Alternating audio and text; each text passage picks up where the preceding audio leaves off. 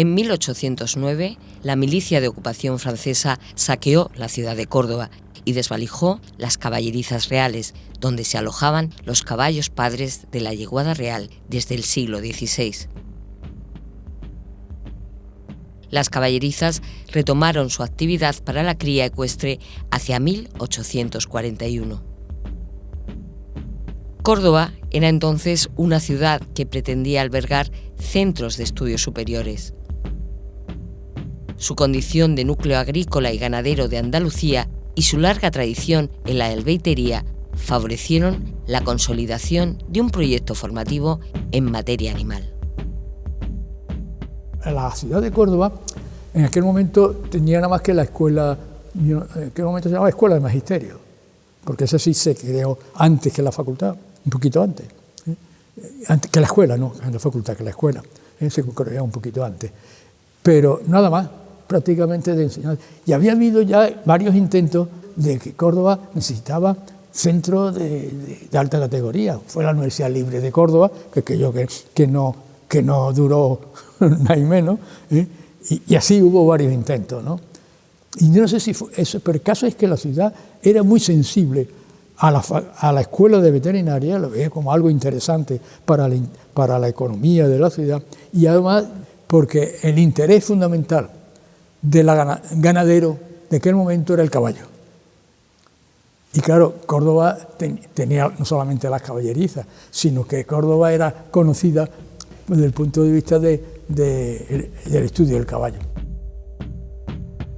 Por Real Orden de 19 de agosto de 1847 se creó la Escuela de Veterinaria de Córdoba, estableciéndose el centro en julio de 1848 en el convento de la Encarnación Agustina, en la calle Regina. La escuela empezó a dar cabida a estudiantes de otras ciudades. El creciente interés por estos estudios demandó un espacio más amplio con la llegada del siglo XX, por lo que los mandatarios de la escuela plantearon la construcción de una nueva sede a las afueras de Córdoba. Para llevar a cabo esta empresa, el ayuntamiento adquirió una finca en un terreno conocido como la Huerta de la Trinidad, perteneciente a María del Carmen Noguer y Milla. El precio, 51.264 pesetas. La fecha, 25 de octubre de 1912.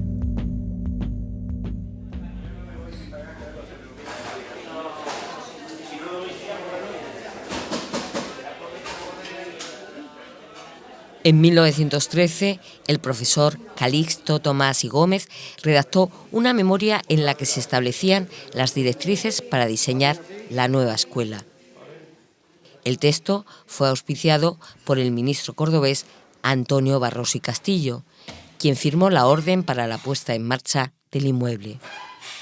Se organizó un concurso en el que ganó el proyecto presentado por el arquitecto madrileño Gonzalo Domínguez Espúñez.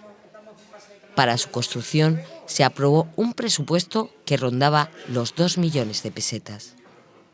La sociedad civil y la prensa del momento vieron en el inmueble un modo de potenciar la agricultura y la ganadería de Córdoba. Sin embargo, también asistieron con impaciencia al levantamiento de un edificio que fue concluido con Rafael Castejón como director de la Escuela de Veterinaria. Ese anhelo de la ciudad pareció prefigurar la naturaleza extraordinaria de una sede que terminó siendo el emblema de la futura Universidad de Córdoba. Para el Congreso de Fiscal.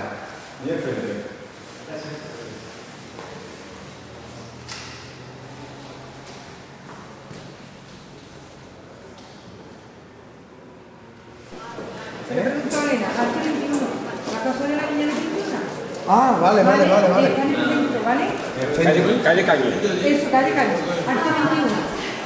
¿Vale? Ahí donde le puedes comprar, muy grande. Pues esta tarde aprovecho. Estamos esperando a que venga Miguel de mantenimiento para que restablezca lo que es el sistema desde la posición de las antenas y de todos los sistemas que conlleva. Muy bien. Le llamaba también porque vamos a planificar ahora la concentración que tenemos el día 25, mañana a las 12 por el tema de igualdad. Vamos a ver con los festivos que contamos ese día, si no tenemos otra necesidad más perentoria, más urgente que atender, y sobre el lugar pues distribuimos, ¿vale? Contamos también con el patrulla si fuera necesario. ¿Ok? Pero pues ahora vamos a levantarnos y vamos a ver.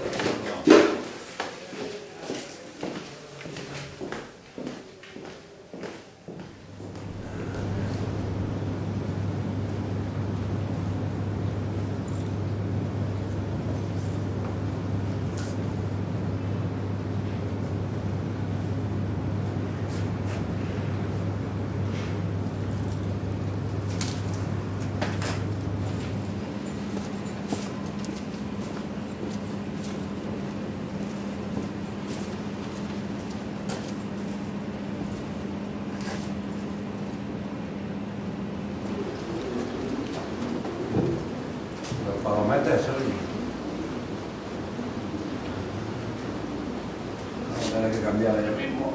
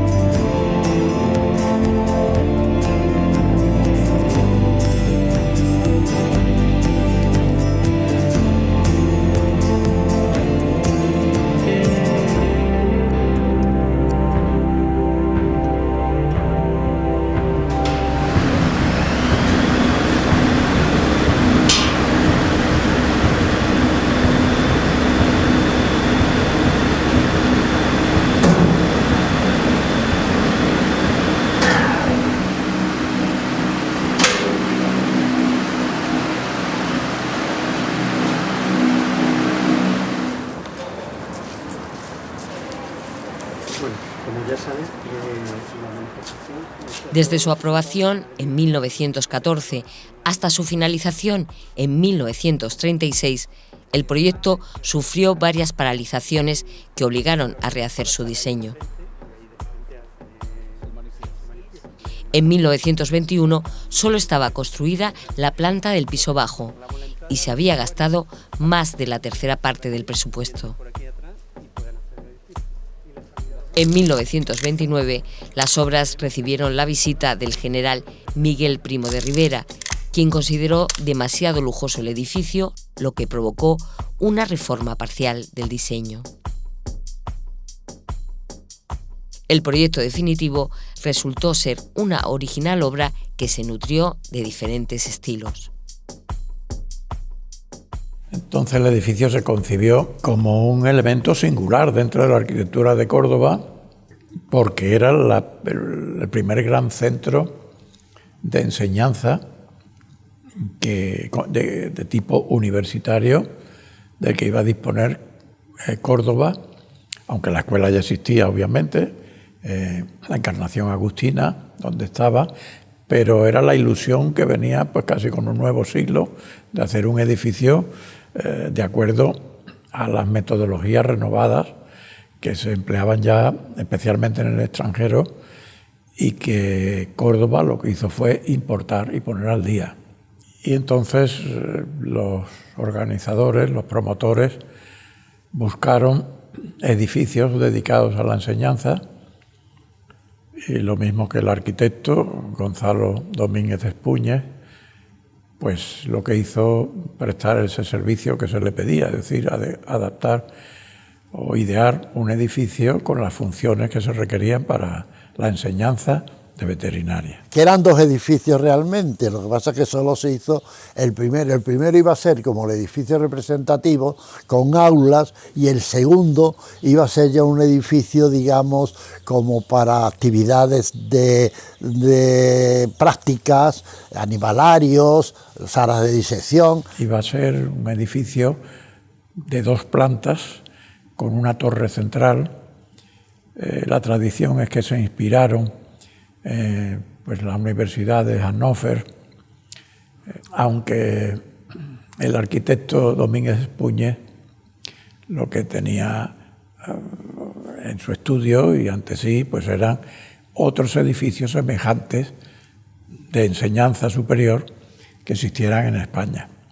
Y hay uno que evidentemente tuvo que tener ante sus ojos, que es la Facultad de Medicina y Ciencias de la Universidad de Zaragoza, lo que hoy es precisamente el Paraninfo de la Universidad de Zaragoza. Sí, luego el edificio era un edificio de mucha categoría en cuanto a que era una mezcla de mudéjar combinado con mudéjar rico, donde se había sustituido mucho, había ladrillo, que era típico del mudéjar, pero también había cerámica. Cuando se proyecta el edificio está de moda lo que yo llamo el regionalismo neomudéjar.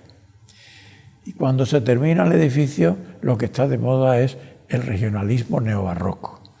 De modo que se da la circunstancia de que en Córdoba la arquitectura en general de la ciudad, la arquitectura doméstica, tenemos pocas manifestaciones, algunas, pero pocas manifestaciones relativamente del regionalismo neomudéjar. Entonces, aquí lo que se le pide al arquitecto, sin duda, es que haga una lectura en clave regionalista de la arquitectura cordobesa más representativa, que era indudablemente pues, la de la catedral, la mezquita catedral.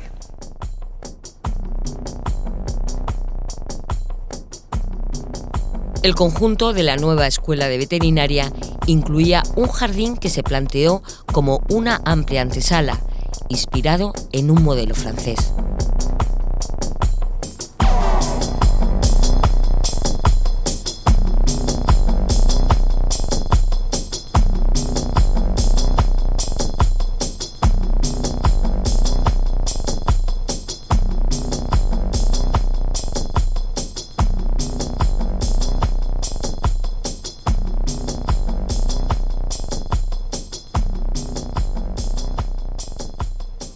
La configuración del jardín se ha mantenido hasta la actualidad con el edificio convertido en rectorado. En él habitan más de 50 especies de pequeño, mediano y gran porte. Y los plantamos donde tú veas. Si tenemos macetones de tierra, aunque sea, lo sacamos fuera. Las tinajitas esas las ponemos ahí y allí, sí, ¿vale? Para que no se pierdan. El modelo francés, y especialmente el barroco, es geométrico. Y este parque tiene una simetría de la manera que se repite mucho el paisaje que queda a la izquierda y a la derecha. Destaca sobre todo la entrada con una hilera de naranjos que delimita muy bien lo que es la fachada principal del edificio. Este jardín tiene además en los laterales una especie de diseño que se ha basado en parterre. Estos parterres son de diferente tamaño y de diferente forma. Y son los parterres los que están separados por unos caminos de tierra para que podamos pasear.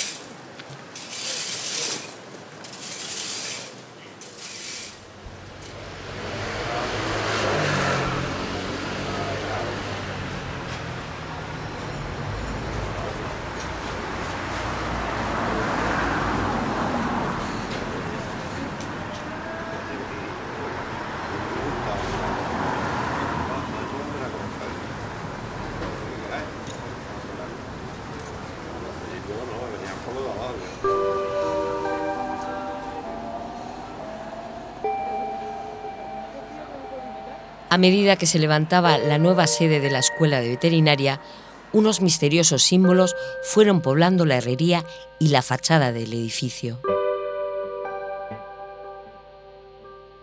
La temática de estos ornamentos continuaba en el interior a través de su cuidado mobiliario.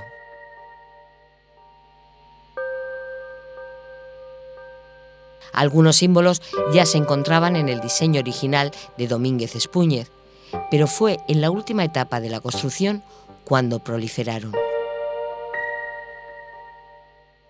Pues esto es lo más significativo. Y a mí me llama la atención una cosa, y es que hasta donde he podido percibir, en las dos primeras plantas, que serían las originales del edificio proyectadas, no hay esos símbolos. Y donde están es en la tercera, especialmente en esta zona de los hemiciclos estos que salen, de los cuerpos curvos que salen en las ventanas superiores, es donde hay símbolos, por ejemplo, las estrellas estas de que hablamos, que son las estrellas formadas por dos triángulos, que son un símbolo muy antiguo, ligado luego en tiempos modernos al esoterismo, las corrientes sofistas y teosóficas, y también admitido por la masonería, aunque la masonería lo que verdaderamente tiene como símbolo importante son los elementos del arquitecto, el compás y la escuadra. Y claro, compuestos de modo enfrentados, pues se puede dibujar efectivamente una estrella de 6 puntas, o sea, una estrella que llamamos de Salomón, ¿no? Pero también están estas estrellas en las rejas. Pero si vemos son los elementos que se construyen al final. Yo no sé, a lo mejor tiene algo que ver con que hubiera profesores ligados a la masonería. De hecho, lo sabemos con certeza de don Rafael Castejón. Y también, por hablar de un intelectual que influía mucho, de Antonio G. Morente. Pudieron integrar, quizás por mano de Castejón, algún elemento que fuera simbológico de la masonería, pues no sé, quizás por ahí vino, ¿no? También podría convertirse en un templo masónico el salón principal de esta casa, que mira al oeste, ¿no? Pues podría servir como templo masónico, ¿eh? O sea, pero es también de tipo neomudéjar y bueno.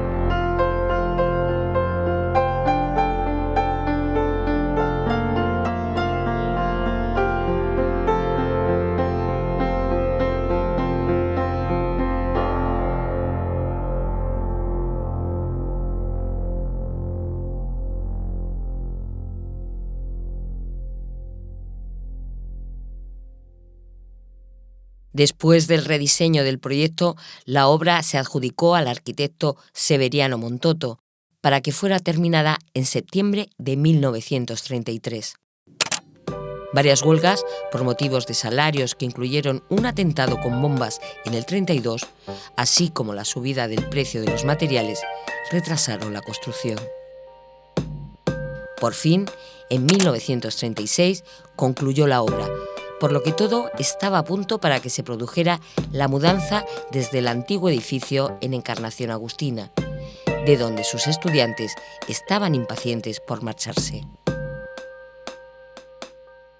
El edificio de allí, de la calle Regina, que era donde estaba la escuela, el edificio aquello que inicialmente se había compartido con la Guardia Civil, ya la Guardia Civil no está, o sea, cuando se termine este edificio, la Guardia Civil ya no está allí, está solo la escuela de veterinaria. Entonces los estudiantes estaban deseosos de venirse para acá, ¿no? Y ya te dije que sin pedir permiso a nadie, ni encomendarse, ni al diablo, se intentaron traer las cosas que había que venir para acá a la escuela. Y se alquilaron un camión o lo que sea, metieron lo que les pareció bien y empezaron a dar. Le echó la guardia urbana, le echó mano, ¿dónde vais, muchachos? Y entonces se organizó, en fin, y ya se paró aquello.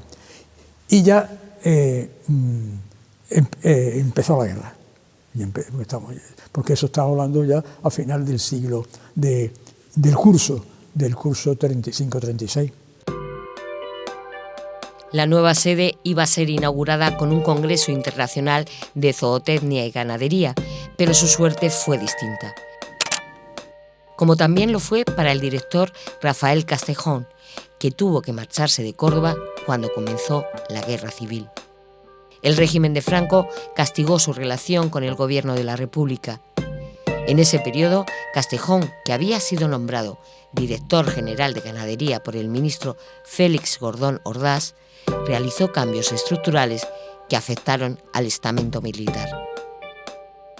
Don Rafael Castejón tenía una buena relación con Gordón Ordaz y desde esa relación y participación activa promueve la Dirección General de Ganadería. De tal manera que una vez creada la Dirección General de Ganadería, en el año 31 se promueve también el pase de los efectivos de la cría caballar hacia el control del Ministerio de Agricultura. Durante ese periodo se nombra precisamente director, que ya lo era de la escuela, pero se nombra también director a don Rafael Castejón y Martínez de Arizala de la Yeguada Nacional, que es como pasa a denominarse. Esto, pues, sin embargo, le costó, ¿no? Le costó que fuese represaliado con el nuevo régimen.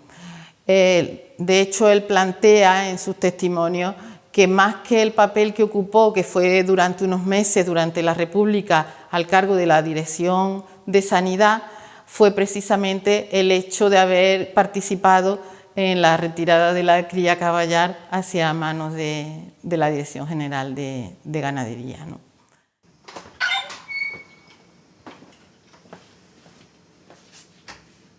Cuando sobrevino la guerra, las fuerzas de choque encontraron acomodo en un sector de la nueva sede de la escuela, lo que produjo destrozos dentro y fuera del edificio que permanecieron hasta la reforma que lo convertiría en rectorado. Cuando ya empieza la guerra, esto se ocupa por el ejército, tanto para dependencia de varias cosas, y entre ellas de polvorín, de artillería, en la parte, sobre todo, entrando a la parte derecha, el fondo de allí, de la parte de allí, ¿no? Y aquí está durante la guerra, esto pertenece al ejército. Y entonces el polvorín ese, que lo pusieron en el sótano, durante la guerra había una cantidad de humedades que el cimiento, con los ácidos de la pólvora y de todo tal, y la humedad que había, todo el hormigón de los cimientos había. Y eso fue una de las cosas que se hizo en el edificio, que es reforzar todo el ala oeste. El ala oeste, no de la Casa Blanca, sino del rectorado. En 1940, con la guerra finalizada, parte del inmueble fue devuelto por las fuerzas militares, aunque quedó un remanente cuando se inició la actividad docente.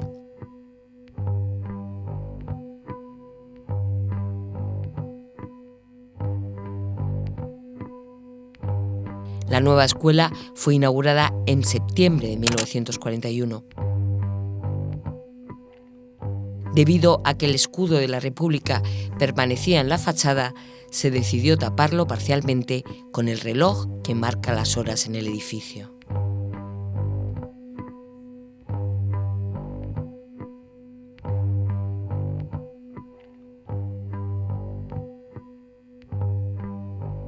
Del periodo de la guerra y la posguerra han quedado vestigios como la señalización de los antiguos barracones,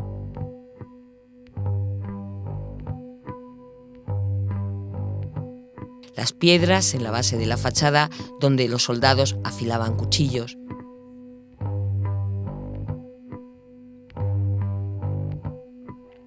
y sobre todo una colección de grafitis a la que se fueron sumando las firmas de antiguos estudiantes de veterinaria, pues en esa zona se alojó más tarde la tuna de la facultad.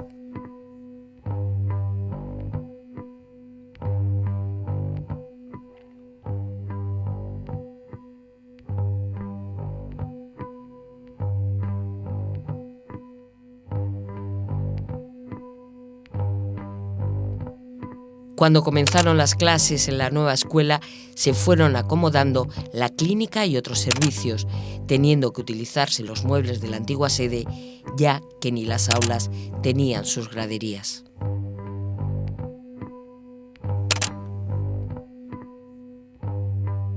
Hombre, a pesar del edificio, no se cumplían todas las necesidades. Por ejemplo, desde el punto de vista de las clínicas, había mucha deficiencia. Si entrábamos por la puerta principal, enfrente, ¿sabes dónde estaban los guardas, ¿no? Ahí lo que estaba el bar. Y detrás se entraba a las clínicas. Ahí estaban las clínicas, sobre todo de perros. Y luego, sobre todo, la granja, tú sabes que lo que es el jardín era una granja. Era una granja, toda la parte que daba de la granja que daba a la calle Albeni, ahí había edificaciones para instalaciones de ovino o de caprino y vacas también, y de aves. Y se llegó a instalar, en medio de lo que es jardín, se instaló también una dependencia para porcinos. Y entonces eso sí lo vivíamos, todavía con deficiencia, es decir, queríamos más. Me hubiese gustado a los estudiantes más todavía utilizar esas dependencias, que era lo que daba una idea sobre la realidad de la ganadería, ¿no? Estoy mirando lo de la reserva del viernes, que tenemos Consejo de Gobierno, y en el Mudeja tenemos 3 cosas, una detrás de otra. ¿Y pone para lo que necesitan? Sí, porque tenemos el Congreso, lo que pasa es que ya tenemos Consejo de Gobierno ocupado, vale. Ahí está ocupado. Y sala de prensa también está ocupada. ¿Y también por lo que necesita? Durante las décadas de la posguerra y el franquismo desarrollista, con la escuela ya convertida en facultad, se transformó el sistema universitario español. La importancia que fue adquiriendo la investigación puso en evidencia las limitaciones de la sede, lo que forzó al centro a adaptar sus espacios a las nuevas necesidades. Llega un momento en que estamos hablando, me parece, en 69-70, que se dicta una ley cuando se crean los departamentos interfacultativos y universitarios, creación de departamentos, y empieza a llegar dinero para investigación en las universidades. Ya empezó a llegar personal. Entonces, ¿qué ocurría? Que ya las dependencias, o sea, esto que parecía muy hermoso, porque claro, cada catedrático tenía un aula de una materia. Entonces, nosotros los estudiantes íbamos, ahora que teníamos infecciosa, ¿dónde está infecciosa? Allí, pues nos íbamos para allá. ¿Y ahora dónde está lo que sea, biología? Pues para allá. Porque el catedrático de infecciosa, el catedrático de biología, tenía su aula, era su aula. Tenía su aula y al lado estaba el despacho. Pero cuando empezó ya la investigación, ya había que tener dependencia para investigación. Ya había más personal. había que tener. De esta manera que ya se empezó a estar chico esto. Y entonces pues la facultad se empezó a completar con entre alturas, con escaleras, con recovecos, donde se iban acompañando por los grupos de investigación.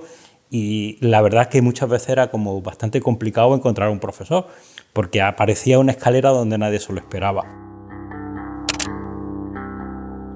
Algunos profesores emblemáticos de la veterinaria, como Rafael Castejón, Gumersindo Aparicio o Martín Ribes, fueron dando paso a las nuevas generaciones.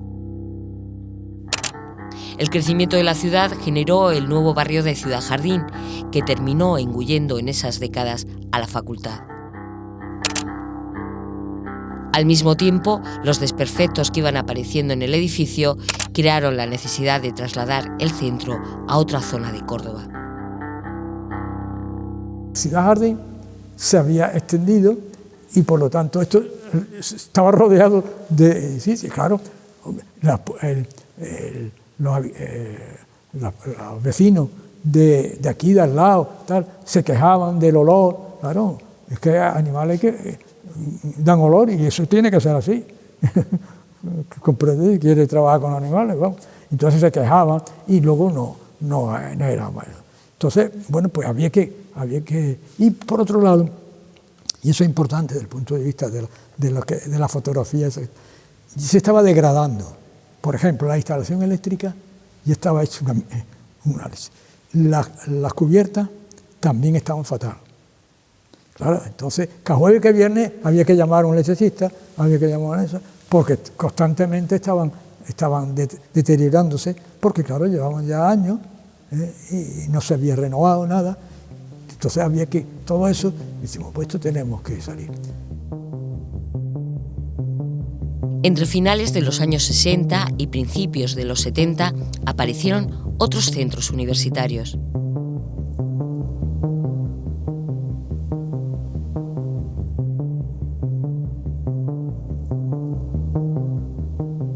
En 1972 nació la Universidad de Córdoba, en cuyos albores el profesorado y el propio edificio de la veterinaria fueron fundamentales.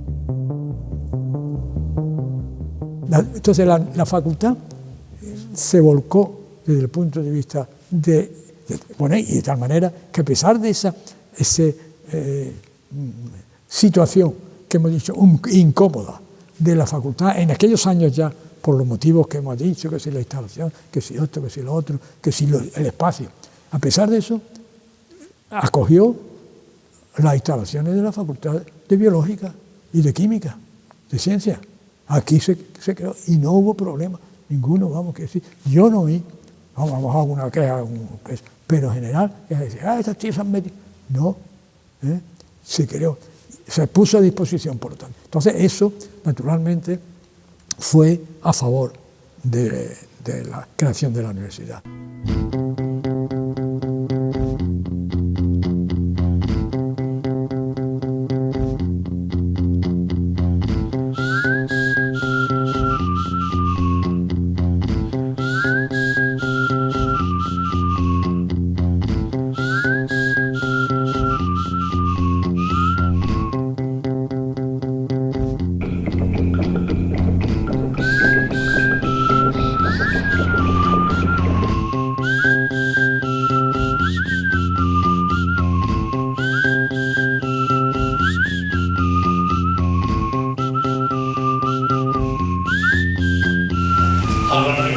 Hay quien lo pospuso a mis viejos profesores que me pusieron vocación.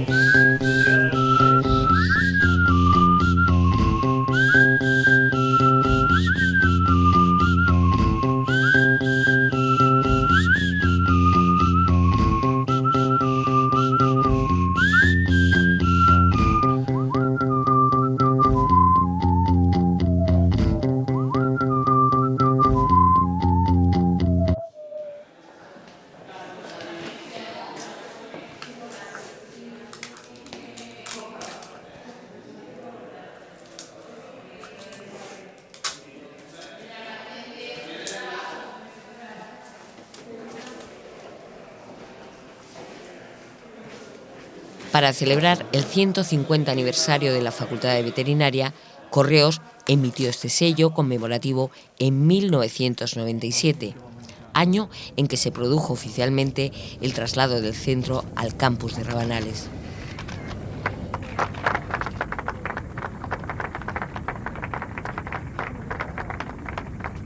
La Junta de Gobierno de la Universidad de Córdoba había elegido el edificio de la veterinaria como nueva sede para su rectorado. El recinto de la veterinaria se desmanteló y se creó el Parque Juan Carlos I en la zona donde se encontraban las granjas. La reforma para convertir el inmueble en edificio de gobierno de la Universidad de Córdoba comenzó a principios de 2005.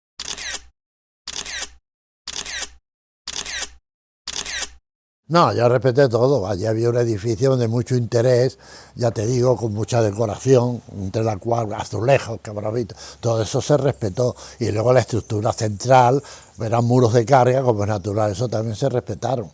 Y lo que se hizo fue solamente la tabiquería, modificarlo, restaurar toda la fachada, pero sin tocarla. Y aparte ya, hacer el edificio que está separado para que no hubiese duda de que, por un lado, edificios nuevos que se han hecho, la cafetería que está aquí, el edificio principal que está aquí y el salón de actos que está aquí separado. Y el edificio principal quedó pues tal como estaba, se respetaron los espacios, las alturas de techo, se demolieron cientos de metros cúbicos de entre plantas que había hechas de... Bueno, aquello era cuando yo me metí, digo, los días que salgan por aquí son ratas y...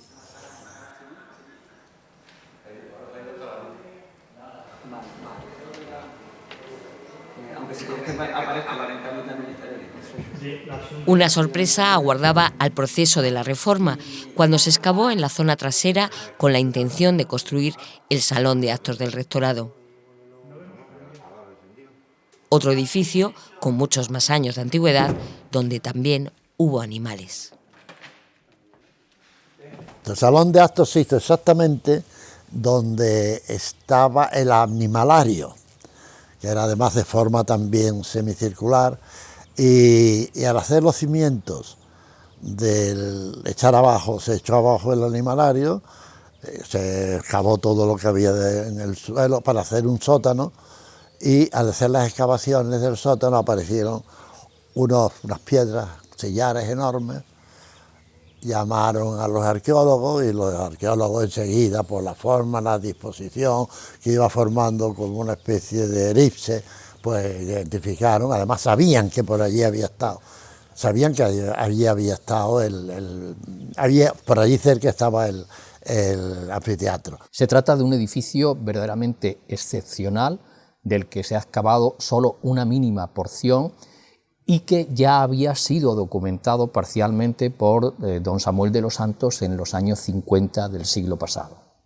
Los espectáculos que aquí se celebraban básicamente eran la lucha hombre-hombre, es decir, la gladiatura, por una parte, la lucha hombre-animal, por otra, venaciones, las cacerías salvajes, por otro, la lucha animal entre animal, y finalmente las que se denominaban damnaciones ad bestias, que eran los ajusticiamientos arrojando a los condenados a muerte a las fieras.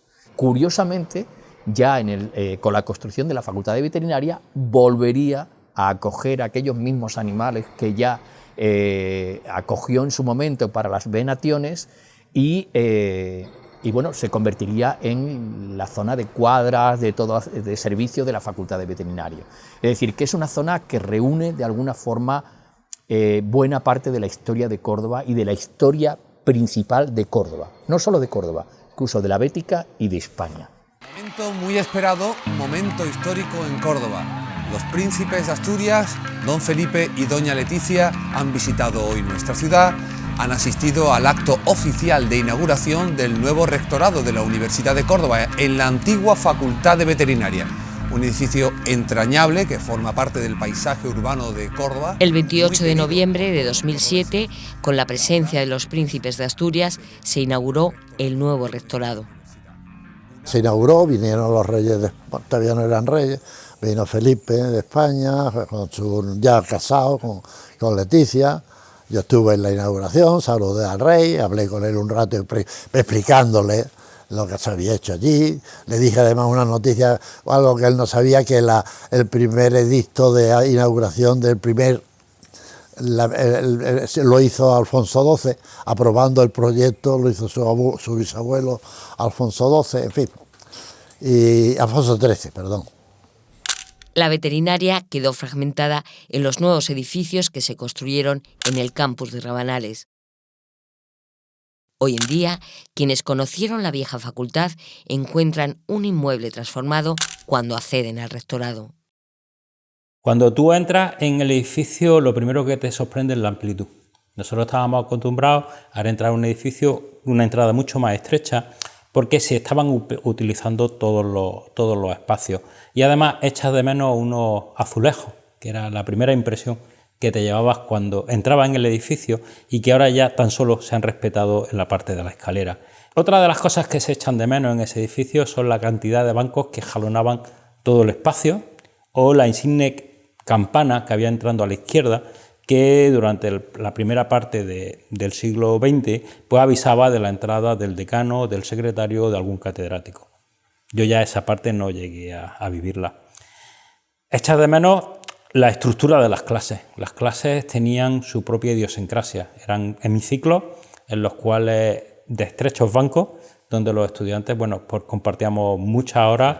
Quizás la única sala que mantiene ese espíritu de hemiciclo es la actual sala de Consejo de Gobierno, en la cual, si bien se han mejorado bastante los bancos, los nuestros eran bastante más incómodos, sí tiene esa estructura de hemiciclo con una zona central en la cual se podían ver y esa proyección.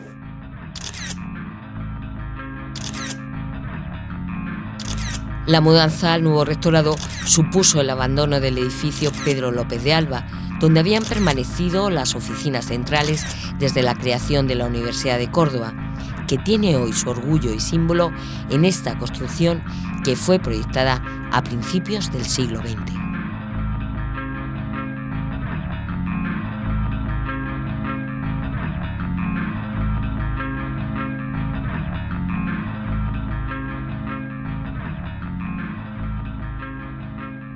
Pues el edificio tiene un valor histórico singular. Es decir, lo mejor que le ha podido pasar al edificio es que se conserve. Y ahora mismo, pues con esta función de rectorado, que verdaderamente esperemos que la tenga por muchos años. Es un edificio importante en la arquitectura regionalista andaluza, pero sobre todo importante para la historia arquitectónica de Córdoba. Es el edificio singular y más importante que se ha construido en la primera mitad del siglo XX. O sea, en todos los primeros 50 años del siglo XX no se ha hecho una arquitectura semejante a la Facultad de Veterinaria. Luego, esta facultad ya desde sus comienzos ha tenido una implantación urbana notable, porque ocupa toda esta manzana de la Huerta de la Trinidad, ¿no? Y el edificio en sí mismo, con sus edificios que tenía de cuadras, laboratorios, etcétera. Es decir, en la ciudad era un edificio ya importante. Estaba a las afueras, pero frente a otra construcción no menos importante, que son los cuarteles de artillería que están enfrente. Y todo eso pues abrió una nueva vía, como era la avenida de Medina Azara actual, ¿no? Que era la carretera Palma del Río, que verdaderamente empezó a ser una zona importante de la ciudad. Y hoy día, pues claro, se ha quedado en un lugar privilegiado. Pero sobre todo me gusta destacar la implantación urbana de este gran edificio y el sentido icónico, ¿no? La notoriedad que tenía para todos los cordobeses. Los cordobeses eran conscientes de que habían logrado una obra señera y que era de legítimo orgullo para la ciudad, una ciudad pues, ciertamente bastante deprimida en la primera mitad del siglo XX, ¿no? Sí.